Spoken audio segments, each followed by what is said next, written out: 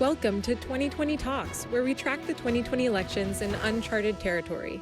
As we see people who are genuinely upset with the outcomes, people who are genuinely thrilled with the outcomes, the facts are the facts, regardless of outcomes. And that's one of the things we're focusing on here, is getting our count accurate and right, giving accurate information. That's Gabriel Sterling, spokesperson for Georgia Secretary of State Brad Raffensperger, a Republican facing calls to resign from his state's 2 Republican incumbent senators with runoffs in January. With stiff competition from their Democratic opponents, Senators David Perdue and Kelly Loeffler claim without evidence that the secretary is responsible for unspecified, quote, failures.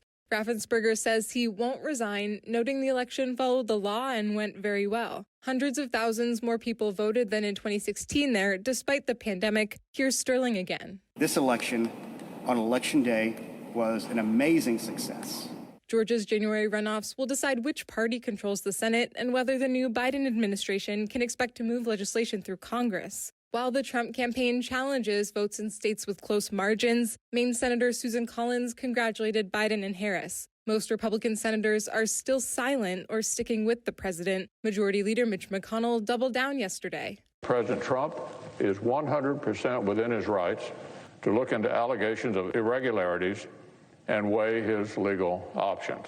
The Trump administration is putting other roadblocks in front of a transition. To proceed normally, the General Services Administration must approve certain kinds of access and funds, and the Trump appointee leading the GSA has signaled no immediate plans to do so. Kate Shaw teaches at Cardozo School of Law in New York. That is typically not a controversial determination. The one time it was in the year 2000 when the GSA administrator did not make the formal determination that George W. Bush had won that election until December 13th. Post-election, as expected, there's been a shakeup in administration staff. Yesterday, Trump announced he'd fired Defense Secretary Mark Esper. Norman Ornstein is with the American Enterprise Institute. He's already fired a number of people who he saw as insufficiently loyal to him. The Biden team is moving forward. With more than 2 months before they can take action, the president-elect wants the public to do their part to stop the spread of COVID-19. Do it for yourself.